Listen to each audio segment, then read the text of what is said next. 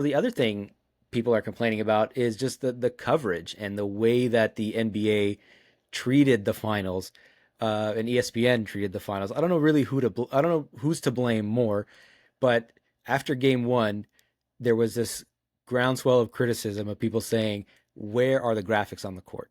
Why isn't the Larry O'Brien Trophy on the court? Why aren't you showing the player intros, for example?" And they're saying they had more ceremony around the in-season tournament than the NBA Finals. What do you make of that criticism? I think it's fair criticism. Like, make the game look different. When you're watching the Super Bowl, there's a big ass trophy on the field that's painted on there, right? It says Super Bowl 55 on both sides. Make it, yeah, it's a spectacle. Make it a spectacle. Make it feel different. And they did with the in-season tournament, as some of those courts were eyesores and epilepsy seizure threshold risky.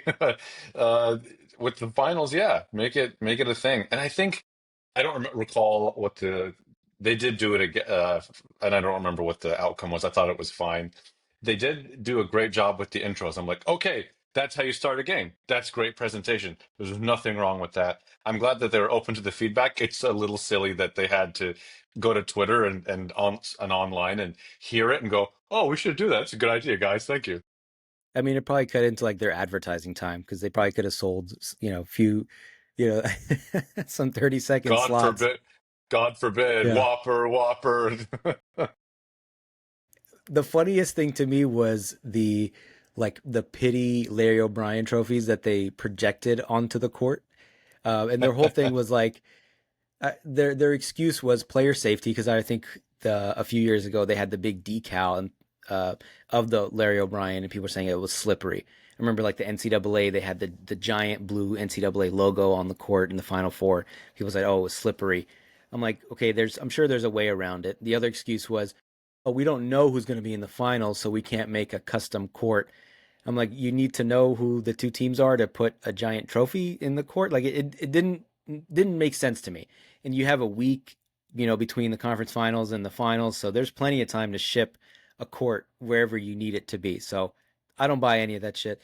But it was hilarious that it took Twitter criticism for some, ESPN or NBA exec to be like, yeah, we should show the intros because I feel like they used to. Am I tripping that they used to show the intros before, right? This is not just a NBA and NBC thing. ESPN or ABC at one point did have like cool intros, and I think to your point, the advertising dollars because we need to see the biggest, the large. We need to see the Wingstop commercial. We need to see Yeah. all that. We don't need to see, the spectacle. Who cares about that?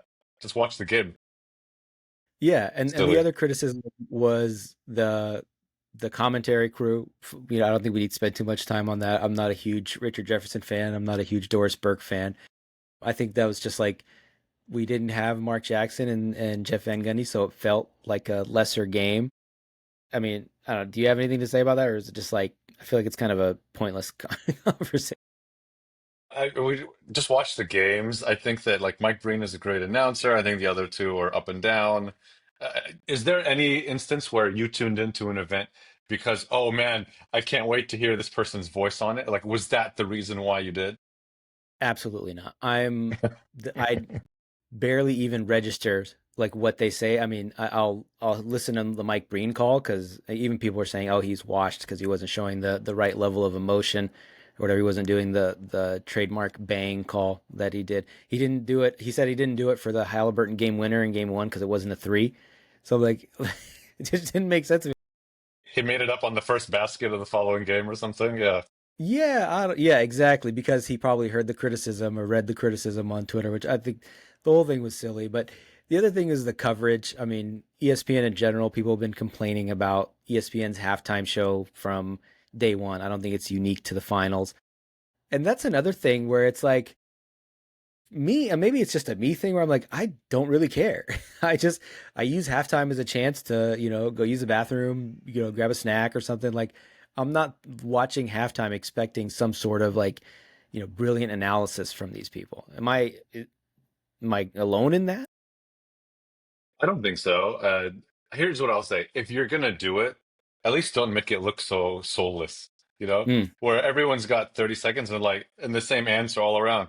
just got to step up, you know, he's just got to do more. And, you know, I really didn't need to hear that. I'd rather you not have a halftime show at all if you're just going to say, you got 10 seconds, Chauncey Billups, go. Yeah, the ball didn't go in the hole. Like, what are we doing here? The funniest thing I saw was I was actually watching the Stanley Cup playoffs, and people were saying that the Stanley Cup halftime or intermission had Wayne Gretzky, the greatest hockey player that will ever live, and the ESPN one had Kendrick Perkins and Stephen A. Smith. So Yeah. maybe that's part of it. I mean, I guess the NBA and NBC is going to have Michael Jordan. I don't know if he's going to do the finals next year, but maybe that's part of it. Is like Perkins is like a hot take artist. Stephen A is a hot take artist. I actually don't even know who the host is anymore. It was Maria Taylor once upon a time. Is it still Maria Taylor? I don't know. I Yeah, see, also don't watch it, but because I watched it and they're all like around the horn in 10 seconds, and then like, that's it. That was all you had. It's not worth watching right now. So yeah, I don't know. You reminded me that Perkins is even showing his sodium infused face on there and giving hot takes. yeah. So maybe that's part of it. Is like there's no gravitas to the people that are doing it, and it's so fast. It's like 10 minutes, maybe 15 minutes plus commercials. So I mean, as opposed to hockey, which has like I think a 20-minute intermission. So there's time to get into the analysis versus five people on a panel with 30 seconds to spew some random bullshit about getting the ball in the Yeah. hole, narratives and stuff like that.